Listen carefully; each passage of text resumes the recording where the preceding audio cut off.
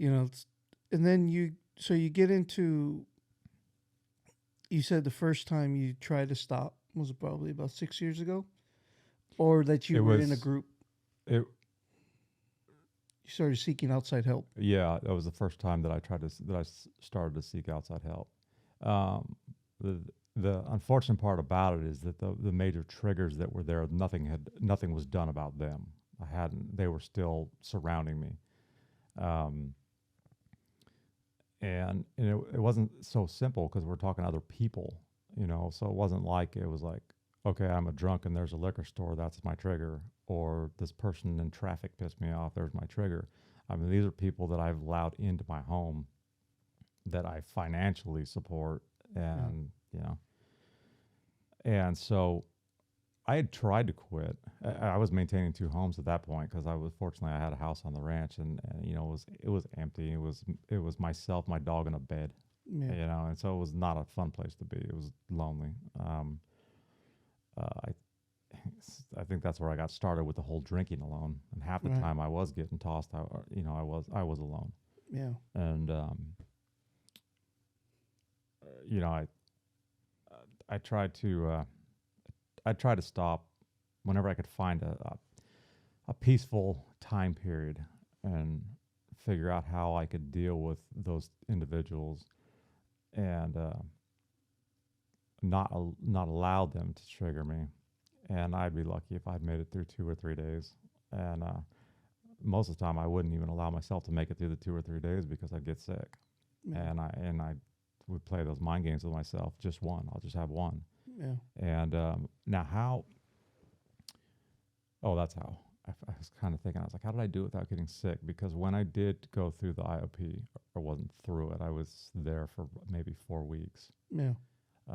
I had medical detox for 3 days at the facility here on White Lane, Yeah. and started attending this. And unfortunately, I wish I would have understood. I wasn't willing to face it, and I didn't know anybody else that had already been through it that could kind of help me guide my way. And I didn't want to seek it out because I was embarrassed of it. And so again, I was like everything else. I thought I was gonna just handle it on my own, figure it out. And one evening, with the way the insurance situation was, you had to meet at least 3 meetings a week. Yeah. And at that particular facility, they had morning and night all 5 days.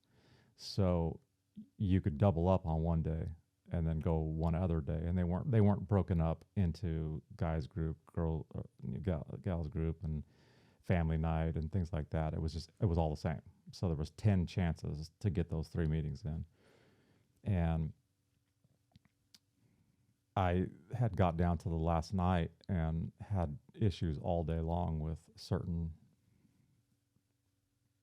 unmentionables and what have you. Right. And so I got it myself a little twisted.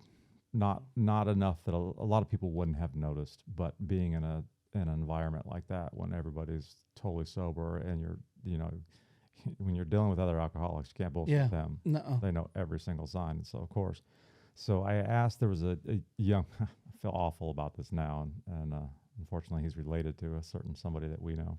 Mm. He's a young guy who used to work for me, and I he was always looking for a chance to drive my truck because it was a diesel, and he just had to have it. Just loved it. So I told him I'd let him use my truck for that 3 hours if he'd give me a ride in there and then bring me back Oh. home. Because I throughout those days I didn't drive to Bakersfield when I was drinking. At least Yeah. not least not after. If I started drinking in Bakersfield, going home was no problem, but it had to be during daylight hours. You had And rules. yeah, oh, very strict rules, Yeah. very strict rules. And I guess it was my turn to share in that group, and they called me out. They didn't even do it quietly. And then wanted to test me, and I was like, "I'll just save you the effort. You're not sticking that swab in my mouth. I'll tell you right now, I'm drunk."